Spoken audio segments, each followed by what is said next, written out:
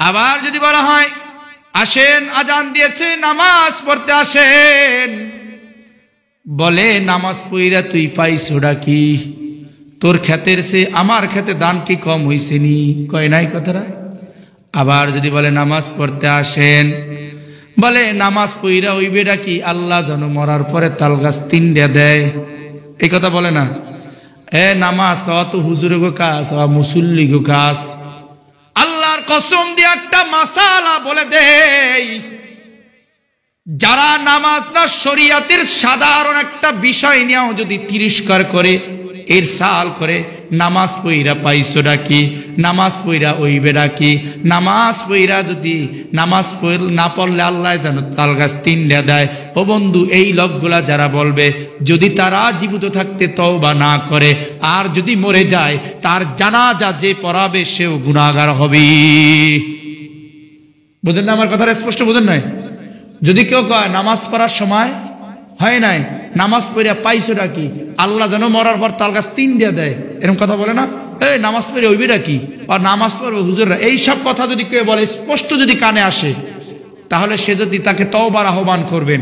যদি সে তওবা না করে আর ওই অবস্থায় যদি মারা যায়, তার জানাজার পড়া হারাম হারাম হারাম। যদি কেউ পড়ে তাহলে কি গুনাহগার হবে। আমি হারাম 3বার বললাম, হারাম হারাম হারাম 3বার ঘোষণা দিলাম, কারণ তার জানাজার যে পড়বে সে গুনাহগার হবে। অনেক সময় আমরা দাঁড়িয়ে রাখছি, একজনকে দাঁড়িয়ে রাখছে, দেখছো বুড়ো হয়ে গেছে, তিরস্কার করে না, দেখছো একজনে বোরকা পরছে, পর্দা করে, বোরকার ভিতরে পরে প্যাকেট হয়ে গেছে। ইসলামের বিধানকে সে কি করলো? তিরস্কার করলো। ও নামাজ পড়ে হইছেটা কি, ও তো খারাপ হয়ে গেছে। তুমি নিজে নামাজ পড়তে পারো নাই, যে নামাজ পড়ে তাকে তিরস্কার করো। এই অবস্থায় যদি তওবা করা ছাড়া বাবা, যদি তোমার মৃত্যু হয়ে যায়, তোমার জানাজা আর কোনো মুসলমান পড়তে পারবে না। তিরস্কার করার সাথে সাথে তোমার ঈমানটা চলে গেছে। তিরস্কার করার সাথে সাথে তুমি যদি বিবাহ করে থাকো, সাথে সাথে তোমার বিবাহ বিচ্ছেদ হয়ে গেছে। বউ লইয়া ঘুমাইবা আর প্রতি রাত্রে প্রতি দেখায় দেখায় জিনার গুনাহ হইতে থাকবি। ইসলাম বড় সহজ, আবার ইসলাম নিয়ে তিরস্কার করলে বড় কঠিন। ইসলাম মানলে সহজ, ইসলাম না মানলে বড় কঠিন। এই আমি নামাজ পড়তে পারি না, কিন্তু আমি যখন কেউ যদি দাওয়াত দেয়, ভাই নামাজ পড়েন, ভাই আমি নামাজ পড়তে পারি না, আমার ভুল, কিন্তু ভাই দোয়া করেন আমি নামাজ পড়ব। প্রত্যেক ওলামায়ে কেরাম বলেন, ওই অবস্থায় যদি লোকটা মারা যায়, তার জানাজার পড়া যাবে, কারণ সে তো তিরস্কার করে নাই। এদের মাসালা আবার উল্টা বুঝছেন না। একটা ব্যক্তি নামাজ পড়তে পারে না, সে কখনো নামাজকে গালিও দেয় নাই, তিরস্কারও করে নাই, হ্যাঁ, মারা গেছে, তাহলে চাইরও মাযহাবে বলে তার জানাজার দাও। কিন্তু যদি তিরস্কার করে থাকে, তার জানাজার পড়া যাবে না। আমরা একটা বাটপারি করি। কি বাটপারি? দেখেন কত বড় একটা গাদ্দারি করে তারে মিথ্যা কথা বলে কবর দিই। দুনিয়ায় থাকতে নামাজ পড়ে না, নামাজের তিরস্কার করছে, পর্দা করে না, পর্দার উল্টা করছে, জাকাত দেয় না, জাকাতের উল্টা করছে না।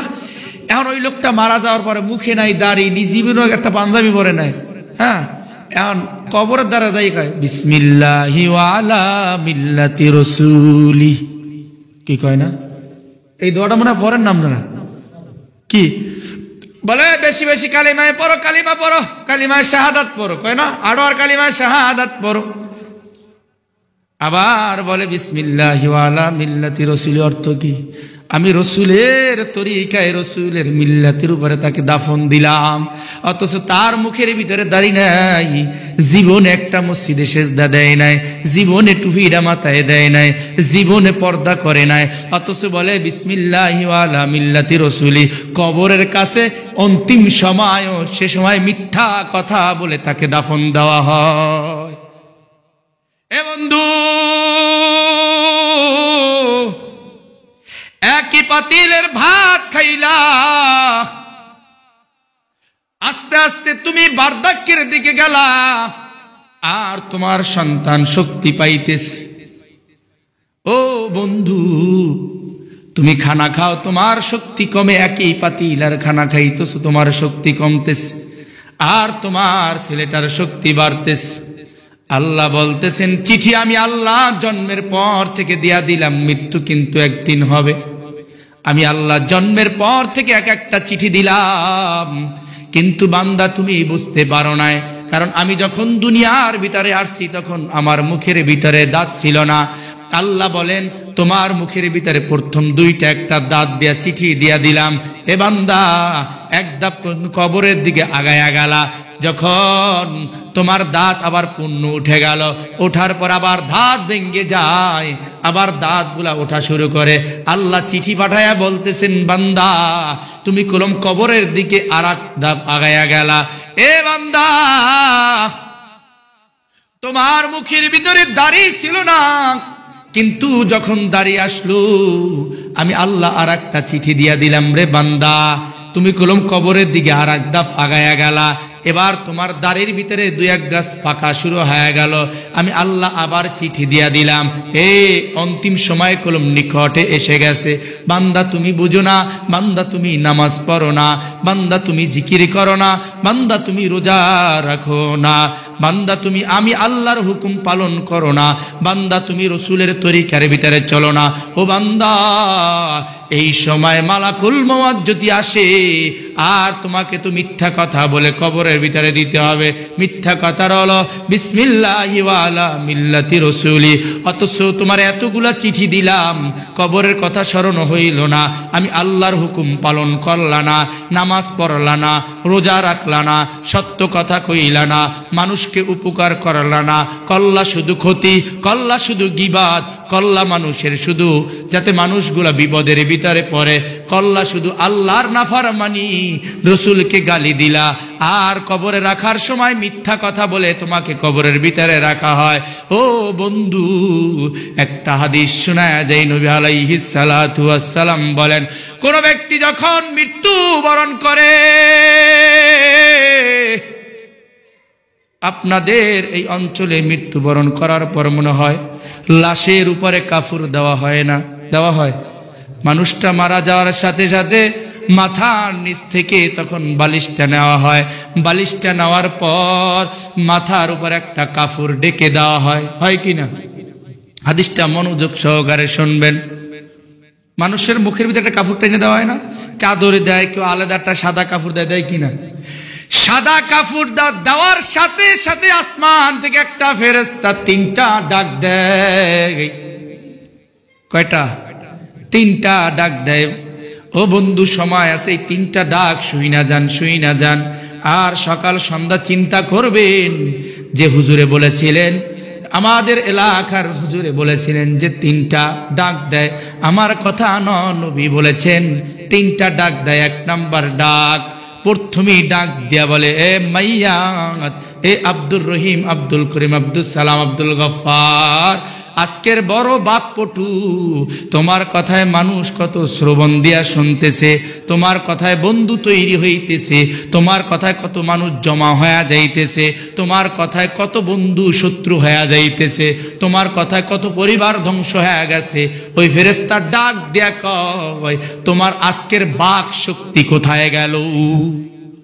এ বাকপটু, তোমার বাক কোথায় গেল? বাক মানে কথা। তুমি কথার চলে মানুষকে বন্ধু বানায়া ফেলাইতা, এই জিহ্বা দিয়া তুমি মানুষকে শত্রু বানায়া দিতা, এই জিহ্বা দিয়া এলাকার ভিতরে দ্বন্দ্ব লাগায়া দিতা, এই জিহ্বা দিয়া কথার মাধ্যমে মানুষের গীবাত করতা। তোমার আজকের সেই জিহ্বাটা কোথায়? সেই বাকশক্তিটা কোথায়? একটু জিহ্বাটা লড়াইয়া কথা বলে দেখো, একটু জিহ্বাটা লড়াইয়া কথা বলে দেখো। আর বলেন কোন মায়াত আজ পর্যন্ত কথা বলতে পেরেছে? ফেরেশতা ডাক দিয়া কয়, বাকপটুরে একটু বাকশক্তি দিয়া মানুষকে শোনায়া দি। পারে না? পারে? আজ পর্যন্ত পারছে? দ্বিতীয় নাম্বার, ফেরেশতা ডাক দিয়া বলে, এ আব্দুর রহিম, আব্দুল করিম, এ আব্দুল সত্তার, আব্দুল গফফার, কই তোমার বন্ধু বান্ধব যাদের নিয়ে এত বাহাদুরি করেছো? তোমার ডাকের ভিতরে হাজার হাজার মানুষ জমা হয়ে যাইতো, তুমি যদি ডান হাত দিয়া ইশারা দিতা ধ্বংস করে দিত। তুমি বন্ধু বান্ধবের ক্ষমতা দেখাইয়া মানুষকে ধ্বংস করে দিয়েছ। কই আজকের তো নিথর দেহ সোজা হয়ে পড়ে আছে, একটু তোমার বন্ধু বান্ধবকে ডাক দাও, তোমার পাশে দুইটা কথা বলুক, তোমার সাথে একটু কথা বলুক। তোমার ছেলে কোথায়, তোমার মেয়ে কোথায়, তোমার স্ত্রী কোথায়, তোমার মা কই, তোমার বাবা কই, তোমার কই কিছুই তো নাই। তৃতীয় নাম্বার ডাকটা দেয়, এ আল্লাহর বান্দা, আজকের তোমার টাকা কই, ক্ষমতা কই। তৃতীয় নাম্বার ডাকটা কি? আজকের তোমার টাকা কই, ক্ষমতা কই। যেই টাকার ক্ষমতায় বাহাদুরি করে চলতা, দামি দামি গাড়িতে চলতা, দামি বাড়ি বানাইছো, দামি বিছানায় ঘুমাইছো, দামি কাপড় শরীরের ভিতরে লাগাইছো, দামি আতরগুলা শরীরের ভিতরে লাগাইছো, আজকের তো নিথর দেহটা পড়ে আছে, সেই টাকা পয়সা কি তোমার কোনো কাজে আসবে নি? বলেন আসছে? আসছে? আসছে? সেই টাকা পয়সা কোন কাজে আসছে না?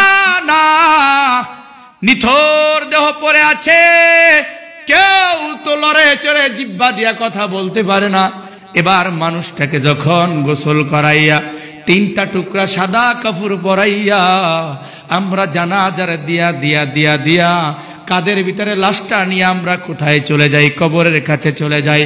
কবরের কাছে যাওয়ার পর আমরা কবরের পশ্চিম সাইডে আমরা কি রাখি? লাশের খাটটা রাখি কিনা? অল্প একটু সময়ের জন্য রাখি কিনা? আবার ফেরেশতা তিনটা ডাক দেয়, 6 ডাকে তার জীবন শেষ। কয়টা ডাক? প্রথম গেল 3, আর 3টা ডাক দেয় কোন জায়গা? যখন আমরা কবরের কাছে লাশটা নিয়ে যাই, যাওয়ার পরে যখন আমরা কবরের পশ্চিম পাশে আমরা কিডা রাখি, যখন খাটিয়াটা রাখি, তখন আবার একটা ফেরেশতার ডাক দিয়ে আবার 3টা প্রশ্ন করে, ও আল্লাহর বান্দা, দেখো দেখো, তাকায়া দেখো, তোমার সাজানো বাড়িটা পড়ে আছে, তোমার সাজানো ঘরটা পড়ে আছে, তোমার সাজানো বিছানাটা পড়ে আছে, তোমার ধন সম্পদ সব জমিনের ভিতরে রয়ে গেছে, কই তোমার আজকের কিছুই নাই, কিছুই নাই, কিছুই নাই। আবার দ্বিতীয় ডাকটা দিয়ে বলে, এ আল্লাহর বান্দা, না কোনো সম্পদ নিয়ে আসতে পারো না, শুধু 3 টুকরা সাদা কাপড় নিয়ে এসেছো, 3 টুকরা সাদা কাপড় নিয়ে কবরের ভিতরে এসেছো। দেখ, তাকায়া দেখ, এই মানুষগুলা শুধু এই তোকে বিদায় দেওয়ার জন্য আসছে। আবার একটা ডাক দিয়া বলে, দেখ, তোর সাথে কেউ যাইবে না, তুই ডাক দিয়া দেখ, তোর সন্তান তোর সাথে কবরে শুইবে না, ডাক দিয়া দেখ, তোর মেয়ে তোর সাথে কবরে শুইবে না, ডাক দিয়া দেখ, তোর প্রাণের স্ত্রী তোর সাথে কবরের ভিতরে শুইবে না। যে স্ত্রী রাত্রে বেলা ফোন দিয়া কয়, স্বামী গো বাড়িতে আসেন, আমার ভয় লাগে যদি চোর ডাকাত আসে, আজকের তোমার লাশটা ঘরের ভিতরে রাখলে আশেপাশের লোকদেরকে বলে, ও ভাই লাশটাকে পাহারা দাও, আমার ভয় লাগে। স্ত্রীর মনের ভয় ঠিকই আছে, আগে ছিল চোরের ভয়, এখন হলো তোমার লাশের ভয়। তোমাকে ঘরের ভিতরে তোমার স্ত্রী রাখতে চায় না, আজকের তোমাকে কবরের ভিতরে রেখে গেল। আর সবাই বলে গেল, মিনহা খলাকনাকুম ওয়া ফিহা নুঈদুকুম ওয়া মিনহা নুখরিজুকুম তারাতান উখরা। মাটির মানুষ রে, কিসের এত অহংকার? আল্লাহ মাটি থেকে তোকে বানাইলো, মাটির ভিতরে চলাফেরা তোকে করাইলো, আবার মাটির ভিতরে তোকে আল্লাহ নিয়ে আসলো, কিয়ামতের ময়দানে মাটি থেকে তোকে উঠাইবি, এই মাটির খাবার তোকে খাওয়াইলো। ফল যে দেখো চাকচিক্য ফল, এই ফলটাও কিন্তু মাটির তৈরি, আল্লাহ মাটি দিয়া ফলটাকে সুন্দর করে বানাইলো। সবজি খাইলি, সেটাও তোর মাটির তৈরি, মাটি ছাড়া সবজি হয় না, আসমানের উপরে সবজি হয় না, হাওয়ার উপরে সবজি হয় না, মাটির ভিতর থেকে আল্লাহ প্রসেসিং করে তোকে ফল খাওয়াইলো, তোকে শাক খাওয়াইলো, বিভিন্ন জিনিস তোকে খাওয়াইলো। এ মানুষ, এই মাটির উপরে অহংকার করে চলো না, কারণ এই মাটির ভিতরে আসতে হবে। মিনহা খলাকনাকুম ওয়া ফিহা নুঈদুকুম ওয়া মিনহা নুখরিজুকুম তারাতান উখরা। 2টা ডাক দেওয়া শেষ। তৃতীয় ডাকটা ফেরেশতা বলে, মাটির মানুষ শোন, আমি কবরের ভিতরে আসতেছি, এই কবর কিন্তু বড় ভয়ানক, এই কবরের জন্য সমস্ত নবীরা কেঁদেছেন, আল্লাহ কবরের গাটি থেকে পানা চাই। আমি কবর কোনো নবীকে চিনি না, কোনো অলিকে চিনি না, কোনো আলেমকে চিনি না, কোনো পীরকে চিনি না, আমি কবর কোনো আল্লাহর অলিকে চিনি না, আমি শুধু চিনি ন্যাক আমল আর বদ আমল। যদি ন্যাক আমল নিয়ে কবরে আসতে পারো, আল কবর রাউজাতুম মির রিয়াজিল জান্নাহ, আমি কবরটা তোমার জন্য জান্নাতের বাগান হয়ে যাব। আর যদি ন্যাক আমল নিয়ে কবরের ভিতরে যদি না আসতে পারো, আমি কবর হয়ে যাব আও হুফরাতুম মিন হুফারিন নার, আমি কবরটা হয়ে যাব জাহান্নামের একটা গর্ত, ধাউ ধাউ করে আগুন জ্বলতে থাকবে, 99টা সাপ তোমাকে কামড়াইতে থাকবে, জাহান্নামের একটা দরজা আল্লাহ খুলে দিবেন, আমি তোমাকে পোড়াইব, আমি তোমাকে শাস্তি দেব। এই 3টা ডাক দেয়। এরপরে আমরা তো তাকে কবরের ভিতরে রাখি, কবরের ভিতরে রাখার পর কবর একটা ডাক দেয়। কয় ডাক হইল? ফেরেশতা দিল 6 ডাক, আর কবর একটা ডাক দেয়, বন্ধু না শত্রু? কি ডাকটা দিলে? তুমি আমার বন্ধু নাকি শত্রু? তোমার সাথে কি ব্যবহার করব? বন্ধু সুলভ আচরণ করব নাকি তোমার সাথে আমি শত্রুর সুলভ আচরণ করব?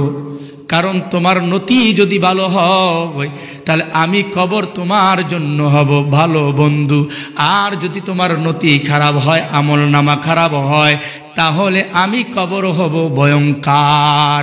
কারণ নবী আলাইহিস সালাতু ওয়াস সালাম বলেন, আউয়ালু মা ইউহাসাবু বিহিল আবদু ইয়াউমাল কিয়ামাতিস সালাহ, কিয়ামতের কঠিন ময়দানে সর্বপ্রথম নামাজের হিসাব নেওয়া হবে। যেই আল্লাহর বান্দার নামাজ সুন্দর, তার সমস্ত আমল সুন্দর, তার কবর থেকে সে মাপ পাইবে, হাসর থেকে মাপ পাইবে, মিজানে মাপ পাইবে, পলসিরাতে মাপ পাইবে। যেই ব্যক্তির নামাজ অসুন্দর, নামাজ অসুন্দর না, কবরের ভিতরে ধরা খাইবে, হাসরে ধরা খাইবে, মিজানে ধরা খাইবে, ফুলসিরাতে ধরা খাইবে, তার জায়গা হলো জাহান্নাম। এতক্ষণ আমি বুঝাইতে চেয়েছি, আল্লাহ পাক রব্বুল আলামিন বলেছেন নামাজ সমস্ত পাপাচার কাছ থেকে বিরত রাখে। যদি আমাদের নামাজ সুন্দর হয়ে যায়, সমস্ত আমল সুন্দর হয়ে যাবে। যদি নামাজ অসুন্দর থাকে, তাহলে সমস্ত আমল আমাদের এলোমেলো হয়ে যাবে, সুন্দর থাকবে না। তাহলে আমরা আজকের থেকে ওয়াদা করব, ও মালিক আমাদের হাত দুখান কবুল করে নেন, আমরা আমাদের নামাজকে সুন্দর করতে চাই। আল্লাহু আকবার।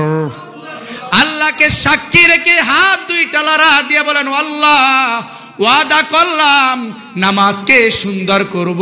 আর যেই কয়টা সময় আমাদের বাকি আছে, হতে পারে কার কখন মৃত্যুর ডাকটা এসে যায়। ও মালিক, মৃত্যুর ডাকটা আসার আগেই আমরা যেন নামাজকে সুন্দর করে তওবা করে তোমার নামটা জিহ্বার ভিতরে লাগায়া যেন মৃত্যুবরণ করতে পারি।